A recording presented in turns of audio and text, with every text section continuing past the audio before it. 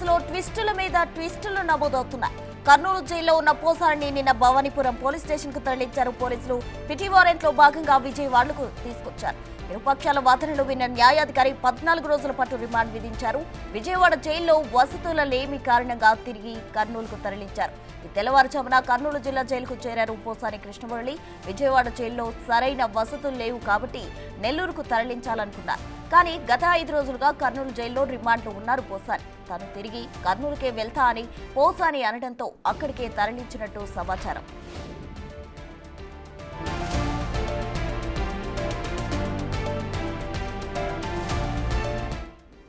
చంద్రబాబు, పవన్, లోకేష్ కుటుంబ సభ్యులను దూషించిన కేసులో వైసీపీ నేత పోసారికి విజయవాడ కోర్టు ఈ నెల 20 వరకు రిమాండ్ విధించింది.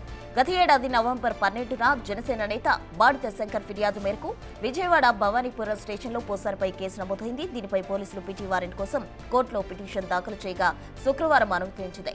దీంతో కర్నూలు జైల్లో ఉన్న పోసారిని శనివారం ఉదయం భవానీపురం పోలీసులు తమ అదుపులోకి తీసుకున్నారు. అక్కడి నుంచి సాయంత్రం విజయవాడ తీసుకొచ్చారు. చీఫ్ మెట్రోపాలిటన్ మ్యాజిస్ట్రేట్ కోర్టులోని న్యాయాధికారి ముందు హాజరుపరిచారు.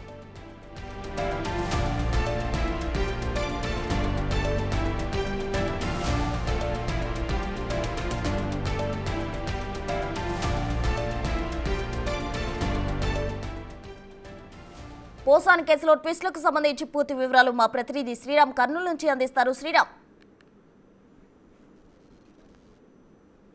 రచన సినీ నటుడు పోసాని కృష్ణమురళి వ్యవహారం రోజుకు ఉన్నాయి. నిన్న తాజాపురం పోలీసులు పీటీ వారెంట్ లో భాగంగా అక్కడికి కోర్టులో సబ్మిట్ చేయడం జరిగింది. విజయవాడ కోర్టు కూడా దాదాపు 14 రోజుల పాటు రిమాండ్ విధించినటువంటి పరిస్థితి. విజయవాడ కోర్టు రిమాండ్ విధించడంతో అక్కడ ఉండే జిల్లా జైల్లో వసతులు లేకపోవడంతో అక్కడ కొంత విఐపి సంబంధిత వ్యవహారం కొంత ఎక్కువగా జైల్లో ఉండడంతో ఆ ప్రోటోకాల్ కూడా కొంత ఇబ్బందులకు అవుతుందని చెప్పడంతోనే మరోసారి పోసాని కృష్ణమురళి తన అనారోగ్యం దృష్ట్యా కూడా కర్నూలు జిల్లా జైల్లోనే ఉంటానని మెజిస్ట్రేట్ ముందు కోరినట్లుగా తెలుస్తుంది. అయితే ఇప్పటికే పోసాని కృష్ణమురళి గతంలో వైసీపీ ప్రభుత్వ హయాంలో అనుచిత వ్యాఖ్యలు మన ప్రజెంట్ ఉన్నటువంటి ముఖ్యమంత్రి, డిప్యూటీ సీఎం మంత్రి నారా లోకేష్ ల మీద గతంలో చేసినటువంటి అనుచిత వ్యాఖ్యలు ఏవైతే ఉన్నాయో ఇప్పటికే 17 కేసులు నమోదు కావడం జరిగింది.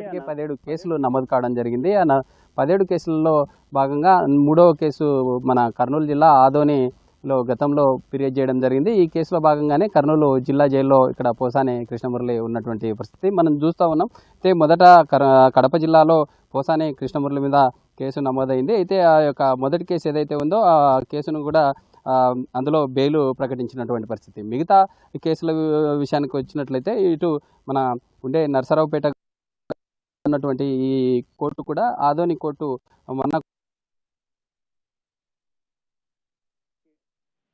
అయితే గతంలో ఎవరైతే ఈ కృష్ణమురళి సంబంధించినటువంటి లాయర్లు మెజిస్ట్రేట్ ముందు అతనికి పిటిషన్ వేయడం జరిగింది. అతనికి ఏదైతే ఇప్పటికే అతను గతంలో హైకోర్టును ఆశ్రయించి క్వాష్ పిటిషన్ వేయడంతో హైకోర్టు కూడా కొంత స్వల్ప ఊరాటను ఇచ్చినట్లుగా తెలుస్తోంది. ఇటు తిరుపతి కావచ్చు, ఇటు వైజాగ్ లో 2 కేసుల విషయం ఊరాటను కలిగించినటువంటి విషయం మనకు తెలిసిందే. తాజాగా కర్నూలులో శుక్రవారం రోజు జరిగిన ఈ వాదోపవాదనలు ఏవైతే ఉన్నాయో అందులో ప్రధానంగా కోర్టు అతనికి బెయిల్ ఇవ్వకుండా కూడా ఇప్పటికే 5 రోజుల పాటు ఈ జైల్లో ఉన్నటువంటి పరిస్థితి. అయితే చూడాలి కృష్ణమురళి సంబంధించినటువంటి వ్యవహారం ఇంకా మరో రానున్న రోజుల్లో ఇంకా మరి కొత్తగా వేరే పీటీ వారెంట్ లో భాగంగా కొత్తగా సోమవారం రోజు చిత్తూరుకి తీసుకెళ్తున్నట్లు కూడా తెలుస్తా ఉంది. అయితే చూడాలి దీనికి సంబంధించి కృష్ణమురళిని రానున్న రోజుల్లో నరసరావుపేట సంబంధించినటువంటి పోలీసులు కూడా అతన్ని ఏదైతే గతంలో రిమాండ్ కి తీసుకొని అతన్ని దాన్ని సంబంధించినటువంటి వాటిని విచారించే అవకాశాలు ఉన్నట్లు కూడా తెలుస్తా ఉంది. అయితే చూడాలి ఇటు తిరుపతికి తీసుకెళ్తారా లేకుంటే ఇక్కడే ఉంటారా అనే అంశాలు అయితే తెలియదు. Right, thank you Sriram.